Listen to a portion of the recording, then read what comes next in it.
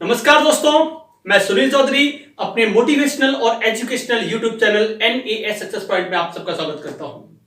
आज यहां मैं आपको एक ऐसी सक्सेस स्टोरी के बारे में बताने जा रहा हूं, शायद ही आपने कभी सुनी हो। यह सक्सेस स्टोरी है हंगरी कंट्री के एक स्पोर्ट्स पर्सन की, जिसका नाम है कैरली। कैरली सेना में सार्जेंट था और ये एक 25 मीटर पिस्टल शूटिंग होती है उसका प्लेयर था। इसकी इच्छा थी कि मैं अपने राइट हैंड को दुनिया का सबसे बेस्ट हैंड बनाऊं, इट मींस ओलंपिक में गोल्ड मेडल लेकर के आऊं। लेकिन 1936 के टाइम तक जितने कमीशन जो ऑफिसर्स होते हैं उन्हीं को ओलंपिक्स में पार्टिसिपेट करने की आजादी थी, जबकि ये सार्जेंट थे जो कि सेना में एक सिपाही का उच्च पद होता है लेकिन कमीशन से नीचे होते हैं। फिर 1938 की बात थी। 1938 में जब ये सेना में रहते हुए ट्रेनिंग कर रहे थे और उस समय इनके हाथ में एक ग्रेनेड था और वो ग्रेनेड फट गया।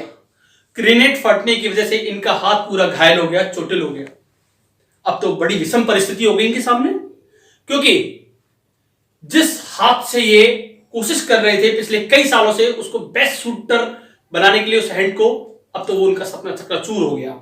लेकिन ये क्या, 1939 नेशनल गेम्स हंगरी में होने थे, तो हो रहे थे, ये भी वहां पहुंचे। जब ये वहां पहुंचे कई लोगों ने इनको देखा तो इन्होंने पार्टिसिपेट किया तो इनका उसमें गोल्ड मेडल आया। लोगों को बड़ा अजूबा हुआ। क्यों हुआ?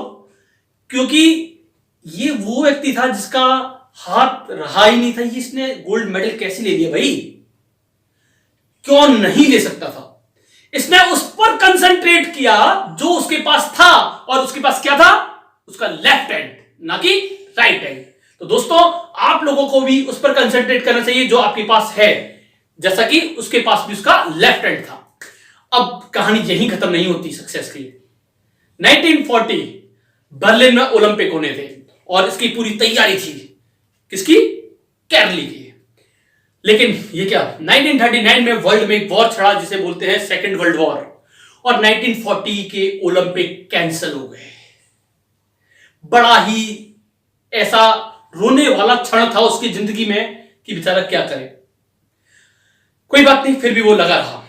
1944, क्योंकि आप जानते होंगे ओलंपिक 4 साल बाद होते हैं, तो 1944 में फिर से समर ओलंपिक होने थे। लेकिन ये क्या, वर्ल्ड वॉर तो खत्म ही नहीं हुआ तो फिर वो ओलंपिक कैसे होते?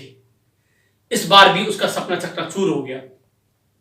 अब तो उसकी उम्र भी हो रही थी। 1948 ओलंपिक लंदन में, और ये लंदन में ओलंपिक होने जा रहे हैं, और इस समय इसकी उम्र काफी ज्यादा हो चुकी थी, क्योंकि लंदन में ओलंपिक 1948 में हुए और 1910 में इनका जन्म हुआ था, तो 38 साल के थे। और 38 साल का कोई स्पोर्ट्समैन, काफी उम्र हो जाती है उसकी स्पोर्ट्स के हिसाब से, क्योंकि जितने भी नए युवा होते हैं उनके साथ कंपटीशन लड़ना है बहुत टफ था। 1948 में ओलंपिक हुए लंदन में, और जिसमें कैरली ने भी पार्टिसिपेट किया। वहां उनके कुछ फ्रेंड्स थे जो उनको पहले से जानते थे।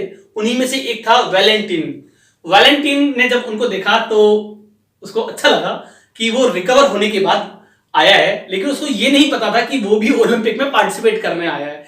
तो उन्होंने वैलेंटाइन ने कैरली से पूछा कि ये बताइए कि आप यहां क्या करने आए हो? तो उसने कहा, मैं आप ही की तरह इस गेम में पार्टिसिपेट करने आया हूं और गोल्ड मेडल लेने आया हूं।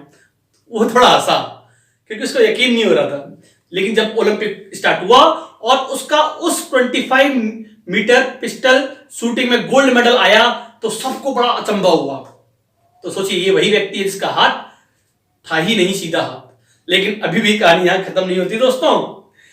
1952 हेलसिंकी ओलंपिक्स, इस हेलसिंकी ओलंपिक्स में फिर से उसने पार्टिसिपेट किया, और इस बार तो उन्होंने इतिहास बदल दिया कैरली ने, क्योंकि अब तक ऐसा कोई व्यक्ति नहीं हुआ था जिसने ओलंपिक्स में किन्हीं 2 ओलंपिक्स में लगातार गोल्ड मेडल लिया हो, और ऐसा व्यक्ति जो कि हैंडीकैप हो चुका था।